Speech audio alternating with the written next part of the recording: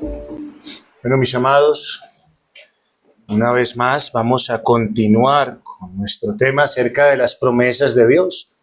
De lo que hemos venido hablando, hemos hablado de la naturaleza de esas promesas, ¿cierto? Que son grandiosas, son preciosas, nos llevan a participar de esta naturaleza divina. Hemos hablado también de cuál es nuestro deber frente a estas promesas de Dios. Hemos hablado de que se deben creer primeramente.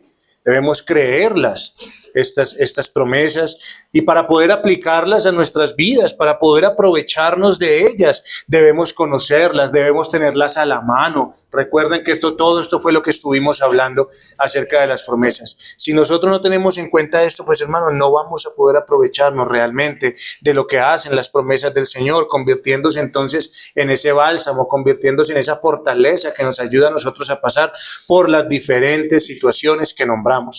Y una de esas situaciones que nosotros nombramos es las aflicciones. Y las promesas del Señor son útiles.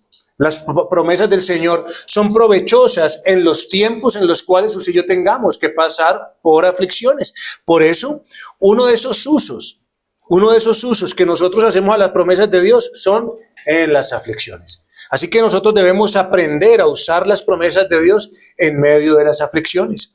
Y es pertinente que recordemos algo. Y es que nadie en esta tierra quiere sufrir. ¿A quién le gusta sufrir? Sinceramente. Yo no creo que nadie esté diciendo, bueno, necesitamos que alguien sufra y que alguien levante la mano y diga, yo de primero. A nadie le gusta sufrir. De hecho, todos evitamos sufrir a como dé lugar. Imagínense. Sin saber que al final las aflicciones en las manos de Dios se convierten en bendiciones muy grandes. Pero aunque usted y yo queremos y evitamos a todo lugar sufrir, sí queremos vivir como Adán y Eva en el paraíso, sin ningún sufrimiento. Eso es una realidad de nuestras vidas.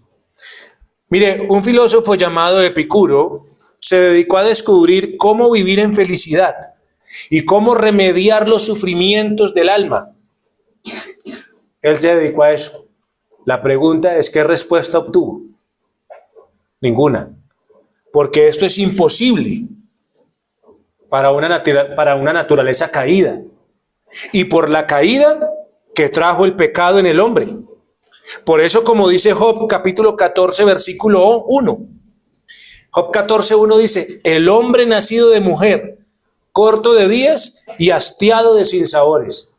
Hermano, Epicuro no pudo encontrar digamos que la fórmula de la felicidad y remediar los sufrimientos del alma. ¿Por qué razón? Porque desde el principio, cuando el hombre pecó delante de Dios, dijo, maldita será la tierra, y tú tendrás que sufrir, y la mujer tendrá que sufrir, y de ahí en adelante ha habido sufrimiento en esta tierra. Así que es imposible para un hombre poder encontrar esto. Además, porque ya el Señor lo dijo, hastiado de sinsabores. Es decir, la vida del hombre será una vida llena de turbaciones. Así que el sufrimiento, tengo que decirle, y no me da pena con usted, pero sí me va a tocar decirle la verdad. Usted quiere vivir sin preocupaciones, usted quiere vivir sin problemas, porque eso es lo que nosotros tenemos. Pero tengo que decirle una cosa, el sufrimiento hace parte de la vida diaria, de la vida natural del hombre, de la vida. Nadie se escapa de esto. Sea joven, sea viejo, sea bonito, sea feo, sea grande, sea pequeño, sea rico, sea pobre, sea lo que sea. Cristiano o incrédulo, usted va a tener que pasar por aflicciones y por sufrimientos. Y a todos nosotros los que estamos aquí en un momento nos van a llegar a alcanzar. Tal vez usted no la haya tenido que sufrir mucho, pero una cosa, ella va detrás. Y de que lo alcanza. Y va a llegar. Así que no solamente eso, sino que los cristianos somos llamados a que si usted y yo fuimos llamados a ser participantes de Cristo, se nos fue concedido también sufrir juntamente con Él. ¿Usted ha leído esa parte de la Escritura? ¿Sí lo ha leído para que nos quede clara? Que si a usted le fue dado ser parte con Cristo, también se le concedió algo. Es decir, se le dio un favor, se le dio un regalo. y es sufrir juntamente con Él. Así que todo cristiano que piense que no tenga que sufrir y que esté corriéndole al sufrimiento es porque tal vez no entiende. No ha entendido lo que trajo el pecado y no ha entendido lo que es hacer parte y estar en Cristo Jesús. Sabemos que las aflicciones pueden llevar a las personas a la desesperación. Por eso es que la gente quiere salir de las aflicciones. Por eso es que la gente no quiere sufrir de aflicciones. ¿Por qué? Porque lleva ¿a qué? A la desesperación, lleva a la angustia extrema. De tal manera, el sufrimiento, la aflicción, las angustias han llegado a tal manera en las personas que muchas personas han decidido suicidarse. A eso lleva, a eso lleva. Mire, problemas financieros, problemas familiares, problemas sociales, problemas físicos, sentimentales y muchas otras cosas más pasan en el mundo. Y cuando estas cosas tocan a la puerta suya o a mi puerta, ¿qué es lo que pasa? Tratamos de huir de ellas. Y en otro tiempo, muchos tal vez se refugiaron en el alcohol, en las drogas, en la comida, en tantas cosas. Y por eso decimos que algunos llegan a contemplar la muerte como la única solución a sus problemas. Eso lo hace el mundo. Eso es lo que pasa en el mundo. ¿Y por qué la gente toma este tipo de decisiones? Porque bueno, resulta que como ya lo hemos visto aquí, ellos no tienen lo que exclusivamente es para los hijos de Dios. ¿Por qué una persona cuando lo toma una aflicción quiere huir o se refugia en ciertas cosas o llega a la decisión de tomar, de poner su propia vida y matarse? ¿Por qué? Porque no tienen lo que tienen los hijos de Dios. ¿No tienen a quién? ¿A Cristo?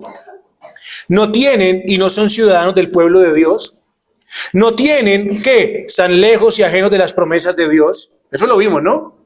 ¿Y qué no tienen? Están sin esperanza y sin Dios en el mundo. Por eso es que entienda que una persona se suicida no porque es muy valiente. Uy, esa persona sí es muy valiente. No, esa persona se suicidó porque no tenía ningún tipo de esperanza, porque no tenía nada. Era un miserable. Eso fue lo que pasó con esa persona. Por eso la gente toma esas decisiones. Porque no tiene lo que es exclusivo para los hijos de Dios. Así que esas personas que les llega la aflicción, que les llega la angustia, que les llega el sufrimiento, personas que no tengan esto, hermanos, qué desdichados son esas pobres personas. Qué miserables son las personas en un mundo cuando no tienen a Dios. Ellos no tienen nada. Y aunque muchas veces las personas crean tenerlo todo, realmente les falta el todo, que el Hijo de Dios tiene como seguidor de nuestro Señor Jesucristo. Así que por esta razón, a nosotros se nos ha dado un mejor entendimiento de lo que es la vida. Aquel que llega al conocimiento del Señor se le es alumbrado de lo que es la vida. Él ahora entiende. Sabemos, el Hijo de Dios no lo deberían tomar por sorpresa las aflicciones ni los sufrimientos, porque el Hijo de Dios, al entender la vida, sabe que hay sufrimientos en esta vida. Y sabe cuál es la causa del sufrimiento en esta vida. Así que, ¿qué pasa? Él sabe, bueno, sufrimos en esta tierra porque nuestros primeros padres cayeron. ¿Y qué hicieron? Nos heredaron todo el mal que hay en el mundo. Y que en lugar de disminuir, ¿qué ha hecho? Aumentar. Así que usted y yo, todo lo que Dios hizo al principio, ¿era qué? Bueno y en gran manera. Así que de eso usted y yo, en este momento, tenemos que olvidarnos. Porque eso fue ¿para quién? Para allá, para Adán, para Eva. Todo fue hecho ¿qué? Bueno y en gran manera. Ellos disfrutaron de un lugar sin dificultades, sin aflicciones, sin angustia, sin desespero, sin problemas, sin necesidades. Nada tuvieron, pero el momento que decidieron pecar contra Dios, todas estas cosas entraron. Todo lo que usted y yo vemos el día de hoy, un día no estuvo.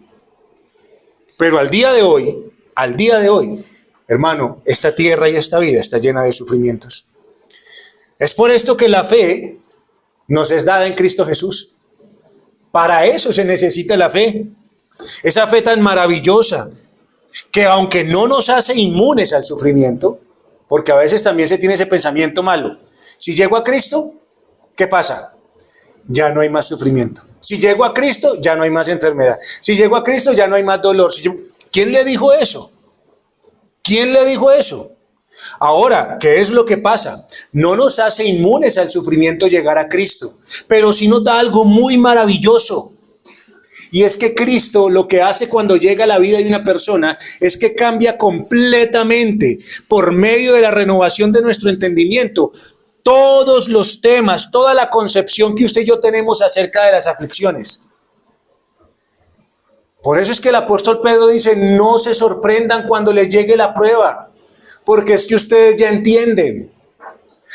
El cristiano ya entiende, porque como le ha sido cambiado el entendimiento, él ahora tiene una concepción de lo que es el sufrimiento, él ahora tiene un entendimiento de lo que son las aflicciones. ¿Y qué es lo que pasa? Que él no teme enfrentarlas, él no quiere huir de ellas. ¿Qué pasa con el cristiano? No huye de ellas, sino que él ahora tiene, por medio de la renovación de su entendimiento, por medio del Espíritu Santo que habita en él, entonces él ahora sabe cuál es la manera de enfrentarlas. ¿Ven la diferencia entre un incrédulo y un creyente? Él ahora entiende lo que son las aflicciones, entiende el porqué, y por el cambio en su mente, por el nuevo corazón que tiene, en lugar de huir de ellas, ahora tiene una concepción que le hace enfrentarlas de una manera completamente diferente. Así que él no huye, él las enfrenta.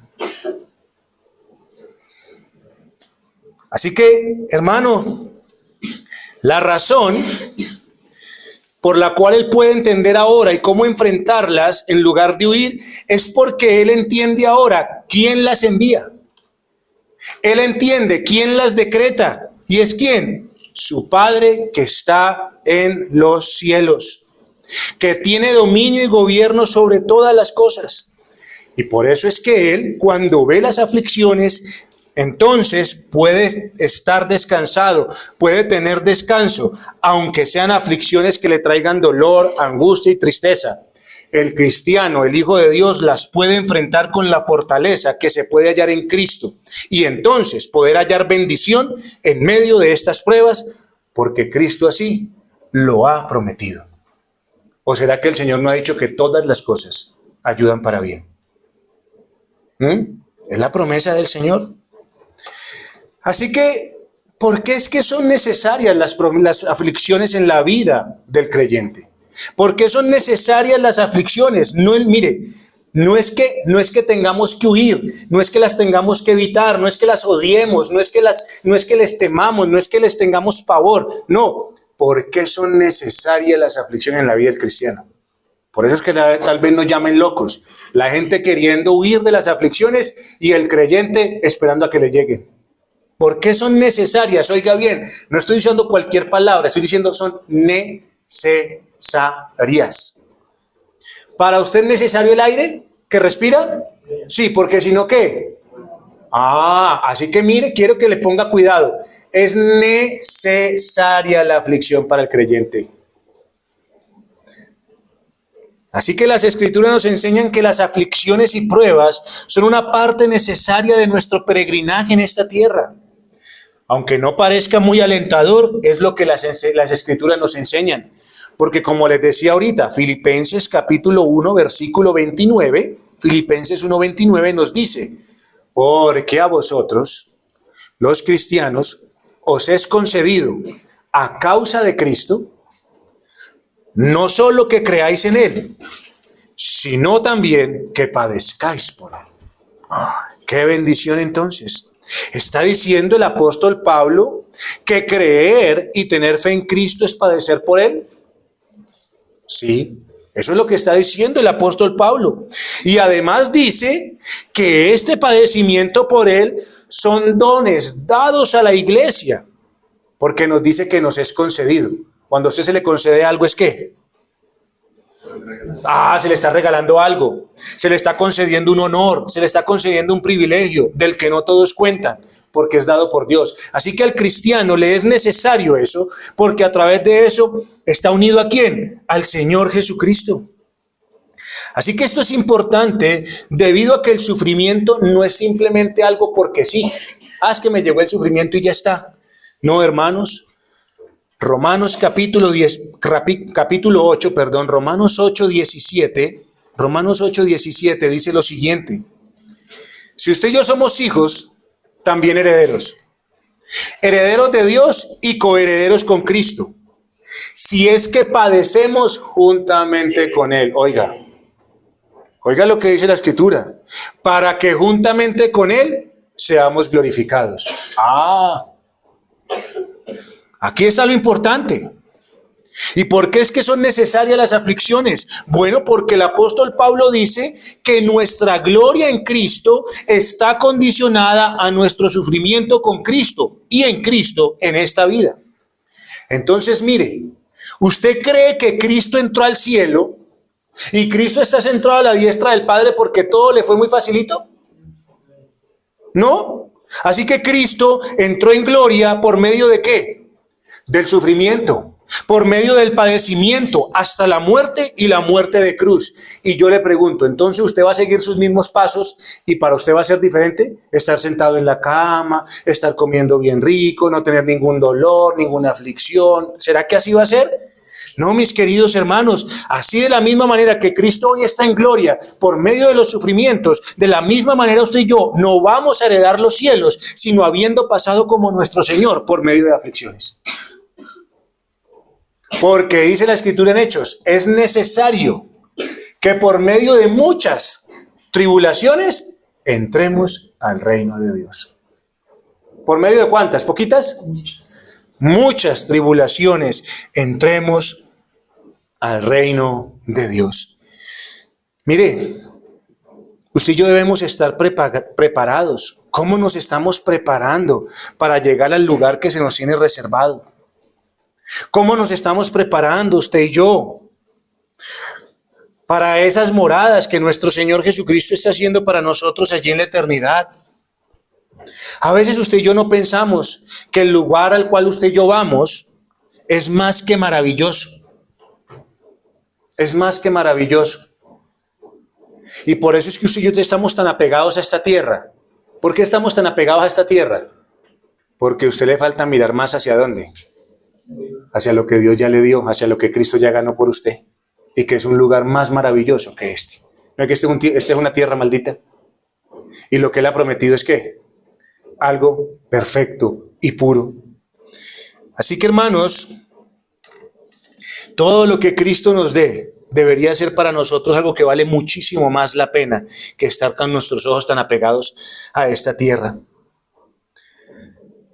Hermano, ¿no le parece maravilloso que usted sufra aquí por un poco de tiempo y que la eternidad sea solamente gloria y descanso? Pero usted quiere ¿qué? Más bien aquí 30, 40, 50, 60 o 70 años de tranquilidad y una eternidad en el infierno. ¿Eso es lo que usted quiere sinceramente? En términos mentales decimos no, sí o no. Pero ¿cómo lo practicamos? ¿Cuál es nuestra práctica? Esa es la situación, hermanos. Mire, si Cristo es hermoso para nosotros en esta tierra, ¿cuánto más será cuando lo veamos en toda su gloria y disfrutemos para siempre de Él? Piensen en el apóstol Pablo. Ese varón sufrió y sufrió y sufrió y sufrió después de que llegó a los caminos ¿de quién? Del Señor Jesucristo. Pablo fue apedreado en Listra, ¿recuerdan?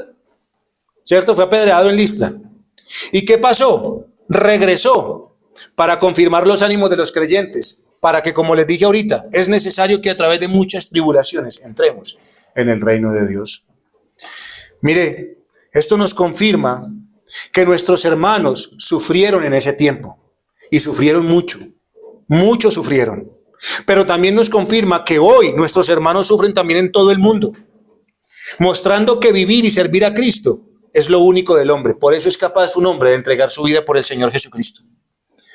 Por eso, como dice el apóstol Pedro, no nos sorprendamos del fuego de la prueba que nos pueda llegar a sobrevenir, como si fuera algo extraño, sino que nos gocemos de que si llegan sufrimientos y aflicciones a nuestras vidas, seamos y nos gocemos porque somos participantes de los padecimientos de Cristo, para cuando sea revelado en gloria, también usted y yo nos alegremos. Así que los sufrimientos son necesarios para el cristiano. ¿Por qué? Porque le manifiestan que está unido ¿a quién? A Cristo Jesús. Eso es, y estar unido a Cristo Jesús, ¿qué le implica al cristiano? Tener una bendita esperanza de algo muchísimo mejor que esta tierra, de lo cual un día va a descansar por toda la eternidad. Como lo hemos hablado, hermano, el día que la persona llegue al cielo, en el primer segundo, olvidará todo lo que le pasó aquí en esta tierra. Hermano, es que es un segundo, y usted ya nunca más va a recordar lo que le pasó en esta tierra. Pero si usted llegó y comió, y bebió, y vivió tranquilo, y gozó, y disfrutó, llegará un momento que en un segundo tendrá que pagar todo eso que pasó. Por toda una eternidad, sufriendo en los terribles terrores del infierno. Así que los sufrimientos que deberíamos nosotros tener son los que el mundo tiene. Esos son los sufrimientos que tenemos, hermanos. No tenemos otros porque somos criaturas, somos hombres. Pero hermanos, aunque usted y yo sufrimos por ser cristianos. Usted y yo no sufrimos por lo que la gente sufre. La gente hoy sufre, ¿sabe por qué? La gente hoy sufre porque hace el mal. Usted y yo sufrimos ahora de manera diferente. ¿Sufrimos por qué? Por hacer el bien. Ese es el sufrimiento del cristiano. El sufrimiento del cristiano es por hacer el bien, por vivir en un mundo caído que va en contra de todo lo que creemos. Por eso, hermano, no se sorprenda cuando vengan las aflicciones, cuando vengan las dificultades. No se preocupe por eso. Sepa más bien y tenga en mente que es necesario que las aflicciones vengan a nuestras vidas, porque de esa manera confirmamos que somos herederos de las promesas de Dios. Y nuestras aflicciones y pruebas tienen un propósito muy diferente a las que tiene con el mundo. Sobre el mundo trae juicio, sobre usted y yo trae santificación, porque eso es lo que Dios hace en su plan salvador. Para eso trajo Dios las aflicciones sobre el creyente. ¿Para qué? Para limpiarlo, para purificarlo, para santificarlo, para hacerlo conforme a la imagen de su Hijo Jesucristo. Y Dios quiso usar las aflicciones como el instrumento. Dios quiso usar las aflicciones como el cincel. ¿Usted conoce qué es un cincel? ¿Sí? Listo. Así que Dios quiso usar las aflicciones como el cincel que Dios utiliza para moldearnos a la imagen ¿de quién? Del Señor Jesucristo. Así que piense cuando alguien le está dando forma a algo. Piense cuando se está tallando algo. ¿Usted ha visto cómo tallan la madera con un cincel o algo? ¿Le hacen suavecito? Yo le pregunto, ¿le hacen? Nunca tallaría nada, querido hermano. ¿Cómo hacen? Con un martillo, con el cincel y empiezan ¡pam! ¡Pam! Y empiezan a sacarle esos pedazos. ¿Se ha visto? ¿Se ha visto? Así que no es suave. Dios no nos va a hacer conforme a la imagen de su Hijo acariciándonos, como tal vez usted y yo queremos. No, con fuerza para dar esa forma. Él lo hace con fuerza. Pero ¿qué es lo que pasa? Que tenemos que darnos cuenta de que si estamos en las manos del Señor, la forma que Él quiere darnos, la manera, todo lo que Él quiere hacer con nosotros, esa obra que está haciendo con nosotros, bueno, la va a llevar a cabo a través de aflicciones y pruebas, que son los medios que Dios va a usar cada día para perfeccionar más y más y más esa obra. Allí en esa obra, entonces, ¿qué va a pasar? Cuando vengan las aflicciones, nuestra fe va a madurar. Nuestra fe se va a fortalecer, nos va a revelar el pecado que hay en nosotros, del cual queremos librarnos, nos va a llevar al arrepentimiento. Y yo le pregunto, ¿no acaso esa es una bendición? ¿No es eso acaso una bendición? Porque Dios a través de las aflicciones dijo que iba a hacer todas estas cosas. ¿Qué pasó con Job? Que después de todas esas cosas, de todo lo que le ocurrió, que tal vez nadie más las haya tenido que sufrir, sus ojos vieron al Dios que no conocía. Y si usted le pudiera hablar hoy a Job, usted le diría: Job, ¿usted cambiaría los sufrimientos que usted estuvo? ¿Usted qué cree que le diría? Hermano, si usted le llega a preguntar eso a Job el día de mañana, sepa una cosa. ¿Quién sabe qué le responde ese varón? O cómo lo mire. Porque sería un insulto que usted le diga a Job que si es capaz de cambiar eso y haber más bien gozado de todas las riquezas que tenía. Hermano, todo lo que Job pudo conocer al Señor, porque fue puesto a prueba de fuego, que probaron lo genuino de su fe. Y se manifestó que su fe era más preciosa que el oro, porque fue purificada al fuego. Así que mire que es necesario que usted y yo entremos y tengamos aflicciones. ¿Por qué razón? Porque es a través de ellas, es a través de este fuego, de esta prueba de fuego, que se va a mostrar si realmente usted y yo tenemos una fe genuina, una fe verdadera. Y esta es la razón por la que el apóstol Pablo concluyó que si las aflicciones son parte del plan salvador y santificador del Dios supremo y sabio, no deberíamos darnos el lujo de vivir sin ellas. Así que como cristiano, ¿qué? ¿Va a querer usted darse el lujo de vivir sin aflicciones? No. ¿Qué dijo el apóstol Pablo en segunda carta a los Corintios capítulo 12? Dijo, por tanto, de buena gana me gloriaré más bien en mis debilidades para que repose sobre mí el poder de Cristo. Por lo cual, por amor a Cristo me gozo en las debilidades, en afrentas, en necesidades, en persecuciones, en angustias, porque cuando soy débil, entonces soy fuerte. Mire a un hombre, ¿estaba buscando huir de las aflicciones? ¿Estaba buscando huir de las dificultades? No, ¿qué dijo? Me gozaré de buena gana, de buena gana. Así que aquí nos está mostrando ¿qué? Una buena gana, una buena disposición del creyente, ¿para qué? Para las aflicciones. ¿Ven la diferencia? ¿Qué pasa con el incrédulo?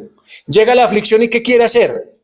Huir, correr, ¿cierto? Las aborrece, las odia, no las quiere cerquita de su vida. ¿Qué pasa con el creyente? De buena gana la recibo. Señor, ¿me viene a hacer un mal? ¿Me viene a hacer un dolorcito? ¿Me viene a traer una dificultad? ¿Sí? Entonces de buena gana venga, yo lo recibo. Porque él sabe para qué son. Y sabe cómo las enfrenta. Y sabe qué resultado le trae. De buena gana me gloriaré. Porque ahí es donde Pablo se hizo ¿qué? Fuerte. Hermanos, esa es la conclusión a la cual usted y yo deberíamos llegar. Si usted y yo tenemos al mismo Dios que tuvo Pablo en las alturas, ¿o será diferente? Si las pruebas y aflicciones vienen de ese Dios, nos van a preparar y nos hacen aptos para ir al cielo, entonces ¿cómo no quererlas? ¿Cómo aborrecerlas? Sabiendo también, queridos hermanos, que si el Señor las permite o si el Señor las envía, Él se hará cargo de nosotros con su presencia y con su protección para librarnos del poder destructivo que pueden traer estas. ¿Quería Satanás matar a Job? Sí. ¿Y qué le dijo el Señor? Hágale todo lo que quiera, pero no toque su vida. ¿Quién lo guardó? Así que el Señor nos va a proteger de las aflicciones. No solo es que tengamos que soportar muchas, sino que Dios va a estar ahí para protegernos de sus peligros, para que usted y yo confiemos en su fidelidad y en su amor. Por eso, ¿qué leíamos hoy? ¿Qué leíamos hoy en los Salmos? En cuanto a Dios, perfectos son sus caminos, ¿sí o no? ¿Cierto que sí? Eso hablábamos. ¿Y qué decíamos? Que Él es ¿qué? Escudo a los que ¿qué? En Él esperan, hermano. ¿Qué dice la Escritura también en Proverbios 30, versículo 5? 35. Toda palabra de Dios es limpia. Lo mismo que decía el Salmo, la palabra de Dios es acrisolada. ¿Cierto? Él es escudo a los que en Él esperan. Hermano, estas son las palabras de las promesas del Señor. Son estas palabras las que nos sirven de escudo cuando los dardos malignos y encendidos del enemigo son enviados para destruirnos a usted y a mí, para hacernos daño. Pero si usted y yo las tenemos a la mano, allí a la mano, cerca, entonces Dios se encargará de que en esas promesas sean apagados los dardos encendidos del enemigo. ¿Sí? Haga de cuenta que es como el escudo que está mojado, que fue puesto en agua, que era lo que pasaba en ese tiempo. Entonces enviaban flechas encendidas, y como ese escudo ya estaba preparado para eso, cuando las flechas caían, estaban encendidas un poquito de tiempo y se apagaban. ¿Por qué? Porque llegaba un escudo mojado, que estaba preparado para eso. Así que cuando las flechas del enemigo vienen sobre nuestras vidas para acabarnos, hacernos daño, angustiarnos, volvernos locos, si usted y yo tenemos las promesas de Dios, es como si cayeran en ese escudo que prácticamente ya está preparado. ¿Para qué? Para apagarlas.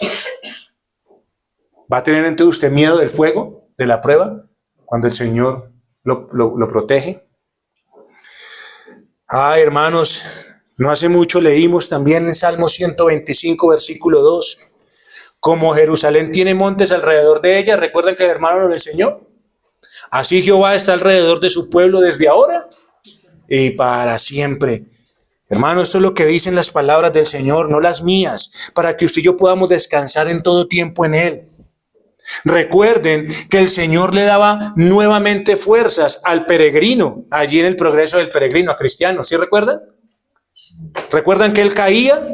¿Y qué era lo que levantaba nuevamente a peregrino? Las palabras de Dios que estaban ¿dónde? En su mente y en su corazón, y en los momentos más duros, porque cuando estuvo allá en la desesperación, ¿qué lo ayudó? ¿Las qué? Las promesas del Señor fueron las que los ayudaron. Ahí fue que trajo protección, ahí fue donde trajo aliento que le permitió levantarse para seguir adelante. Así que, hermanos, las promesas del Señor son necesarias en nuestras vidas, por lo que producen en nosotros, pero a la misma vez por lo que nos permiten gozar. Porque nos permiten gozar ¿de qué? De la protección de Dios. Y nos aseguran la presencia de Dios en medio de ellas. La presencia de Dios es infaltable en medio de las aflicciones. ¿Para quién? Para su Hijo, para los hijos de Dios. Por él Dios prometió estar con su pueblo en los momentos donde usted y yo pensemos que no tenemos nada que hacer. Y ahí está el ejemplo de lo que hablábamos el día de hoy. Ustedes recuerdan a Nabucodonosor, ¿no? Ustedes recuerdan que lanzó a los 3 jóvenes al fuego, al horno de fuego, ¿cierto? Y a Daniel lo mandó ¿a dónde? Al foso de los leones, por no postrarse ante quién, ante su imagen, y al contrario adorar al Dios del cielo. Ahí está, hermano. Si usted y yo no adoramos al mundo, vamos a, no, qué sufrimiento con la familia, qué sufrimiento porque no voy a poder trabajar, qué sufrimiento porque no voy a poder vestirme, qué sufrimiento. Mire, todo ese tipo de cosas, o sea, todo eso son las presiones que trae el mundo. Así que, ¿qué dice la Escritura? ¿Cuál fue la respuesta de Nabucodonosor cuando echó a estos 3 muchachos allá al horno de fuego? Mire lo que vio Nabucodonosor y lo que él dijo. ¿No echaron a 3 varones atados dentro del fuego? Mire lo que dijo Nabucodonosor. Ellos respondieron al rey, es verdad, oh rey. Y él dijo, he aquí, yo veo 4 varones sueltos. Echaron 3 al fuego para que los acabara, ¿cierto? Los consumiera. Pero ¿qué dice el rey? Pero es que yo estoy viendo 4 varones sueltos. Estoy viendo 4 varones que se pasean. Mire, ¿cómo? Fuera de eso, se pasean. No es que estén allá, ay, me quemo, ay, me duele, ay, no. ¿Cómo? Se pasean en medio del fuego sin sufrir ningún daño. Y el aspecto del cuarto es semejante a hijo de los dioses. Entonces, cuando estos hombres fueron echados a ese horno de fuego, ¿quién estaba con ellos? ¿Quién los guardó en medio de las aflicciones más difíciles y aterradoras? ¿Quién? ¿Quién estaba? Nuestro maravilloso Salvador, permitiéndoles ser puestos en fuego vivo, en fuego puro, pero sin sufrir ¿qué? Ningún daño, mis queridos. Así que cuando el pueblo de Israel pasó por en medio de las aguas, estas hubiesen podido caer sobre ellos y ahogarlos. ¿Sí recuerdan? Porque pasó por en medio de ¿qué? De las aguas. Pero ¿qué pasó, hermanos? ¿Sobre quién cayeron? Sobre los egipcios, no sobre ellos. Hermano, el fuego quema y mata, ¿sí o no? ¿Quema y mata? ¿Está seguro? ¿Sí? Pero el Señor protege de la destrucción que trae la aflicción. ¿La aflicción mata gente? A muchos, hermano, a muchos. ¿Pero qué hace con el Hijo de Dios? Lo protege de la destrucción. Así que ejemplos de esto hay muchos en las Escrituras. La presencia de nuestro Señor Jesucristo hará la diferencia en cualquier situación si usted y yo le creemos al Señor, si creemos sus promesas. Mire, pues cuánto beneficio hay. Por eso es que es importante y son necesarias ¿qué? Las aflicciones. Por eso dice la Escritura, me invocará y yo le responderé. Con él estaré yo en la angustia. Uy, hermanos, qué cosas más impresionantes de la palabra del Señor. Eso lo dice Salmo 91:15. Me invocará y ¿qué? Y yo le responderé. Con él estaré yo en la angustia. ¿Qué ha dicho el Señor? Que va a estar. Si usted y yo, ¿qué hacemos? Lo invocamos. Así que, ¿cuál es la responsabilidad nuestra? Dios ya lo dijo. Voy a estar con ellos. Voy a estar con mi pueblo. ¿Pero qué nos demanda a nosotros? Creer, andar, invocarlo, y entonces vivir para servirlo y esperarlo. Ay, amados, Job sufrió porque Dios quiso probarlo. Puso a prueba su fe. Y claramente vemos que la Escritura dice que Job, que era un hombre perfecto y recto, temeroso de Dios y apartado del mal, ¿qué es lo que Dios estaba haciendo entonces con Job? Recordarle que no debía descansar nunca en su propia justicia. Eso fue lo que le enseñó la aflicción a Job. Que no descansara nunca ¿en qué? En su propia justicia. ¿No es algo maravilloso? Que usted y yo no descansemos en la propia justicia, sino ¿en quién? En la justicia que es en Cristo Jesús, la que es por la fe. El Señor le mostró a Job en su corazón y reveló lo que había verdaderamente en él. Y por medio de aflicciones terribles, que si no fuera por la mano de Dios, que estaba en todo momento protegiéndole, Job hubiese caído en ruinas.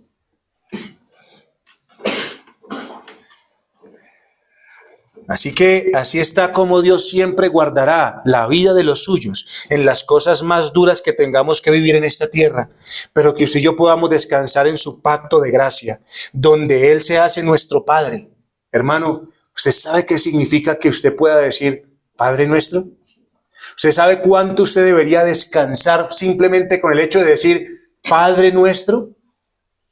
Hermano, no hay nada más horrible. Usted no se imaginaría que usted le diga, no, hijo, tranquilo, es que yo soy tu papá, y el niño se ponga a llorar.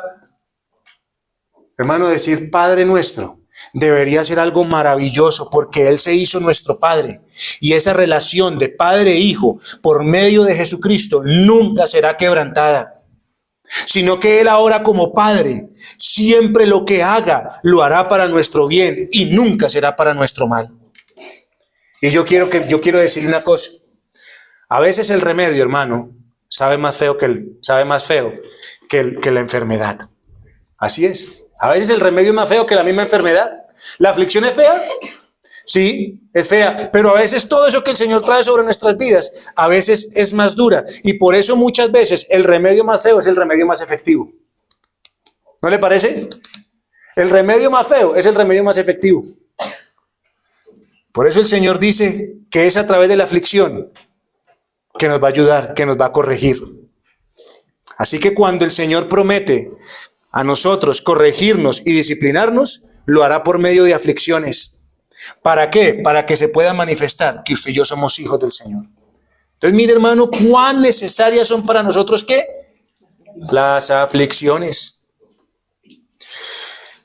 Así que mientras creyentes y no creyentes sufren aflicciones en esta tierra, para los incrédulos las aflicciones son apenas el anticipo de las aflicciones que serán elevadas al máximo en el infierno, porque ellos serán al infierno como enemigos de Dios.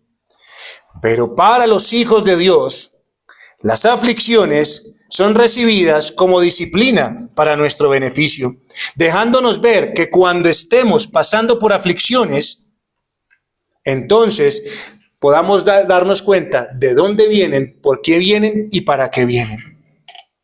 Así que, hermanos, es importante que usted y yo veamos que todas las aflicciones guardan relación con Dios. Todas las cosas guardan relación con Dios. O sea, Dios las pone, son las providencias de Dios, Dios las decretó. Pero, hermanos, también tenemos que darnos cuenta de una cosa, que no todas las aflicciones son por causa de nuestro pecado. No toda aflicción que el hombre pase es por causa del pecado. Pablo, por ejemplo, estaba sirviendo al Señor, y en la carta a los Corintios Pablo lo habla, a los Corintios o en Hechos, no recuerdo en este momento, hermanos. Y recuerdo que el apóstol Pablo dice que estuvieron a punto de la muerte. Y estaban sirviendo al Señor. ¿Y quién cree que sirviendo al Señor le va a pasar algo malo? Nadie, ¿cierto? Pero Pablo estaba sirviendo al Señor y estuvieron a punto de muerte. Y él dice, fui llevado más allá de mis fuerzas. Él pensó que ese día se iba a morir. Pero ¿con qué fin lo hizo Dios? Para que más bien confiara y pusiera la fe en aquel que tiene poder de levantar a los muertos. ¿Job fue llevado más allá de sus fuerzas? Sí. Los amigos de Job, ¿qué pensaron cuando vieron a Job en la situación que estaba? Buscaban solamente pecado, pero usted y yo sabemos que no fue por el pecado. Fue porque Dios quiso probarlo. ¿Para qué? para que pudiera Job ver al Dios verdadero y entonces allí pudiese gozarse de todo lo que Dios le había permitido. Así que, mis amados hermanos, usted y yo sí debemos examinar en nuestros corazones cuál es la causa de las pruebas y poder preguntarnos cómo podemos beneficiarnos de esa aflicción en lugar de estar diciendo y preguntando por cuánto tiempo es que tendré que sufrirla. Porque usted al fin y al cabo, si le llega, tiene que sufrirla. Y la sufre tratando de huir de ella o simplemente esperando a que pase. Pero si usted no saca ningún provecho de eso, ¿de qué le sirve? ¿De qué le sirve? De nada. Mientras que si usted y yo miramos, las examinamos, entendemos para qué Dios las trajo, entonces usted y yo sabremos, Dios quiere algo. Y Dios está buscando algo que yo necesito. Y tal vez Dios quiera apartarme de mal camino. Tal vez Dios quiera enderezar mis caminos para que yo camine por caminos rectos. Para que ahora entienda que tengo un padre que está atento al camino de sus hijos. Que no me va a dejar perder por falta de corrección. Y que Dios si trajo aflicción, la trajo con sabiduría.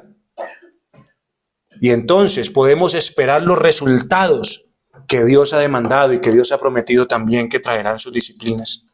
Porque la disciplina de Dios logra el objetivo. ¿Y sabe cuál es? Que participemos de su santidad y tengamos un fruto apacible de justicia. Así que, hermanos, tenemos que darnos cuenta de una cosa. Dios prometió. La promesa de Dios es ¿cuál? ¿Cuál es la promesa de Dios? Porque a los que antes conoció, también los predestinó. ¿Para que fuesen hechos qué?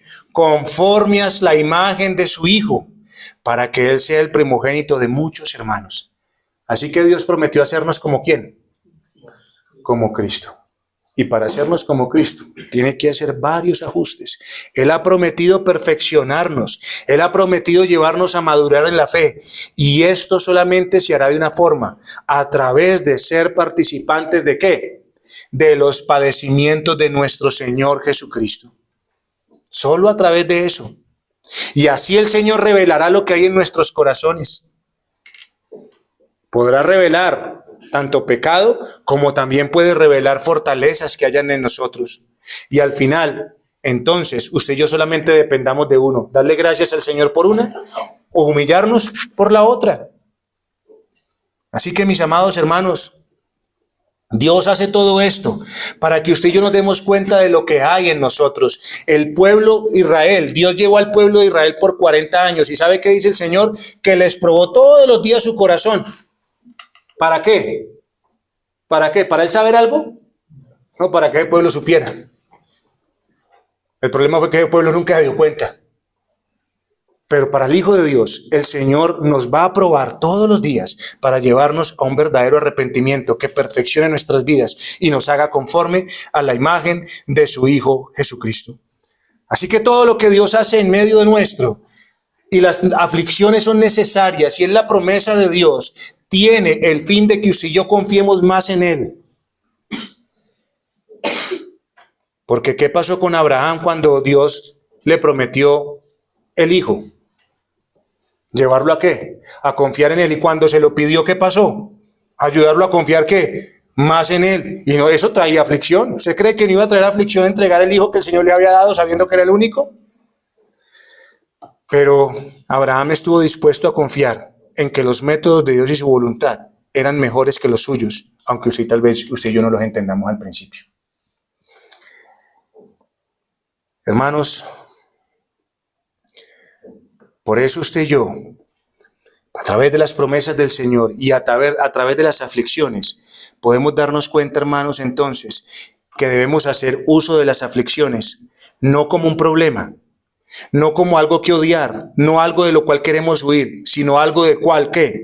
Debemos tomar y con buena gana dejarlo pasar y permitir que a través de eso Dios nos perfeccione, Dios nos afirme, Dios nos fortalezca y Dios ¿qué? Nos establezca, porque esa es la promesa del Señor, no es otra.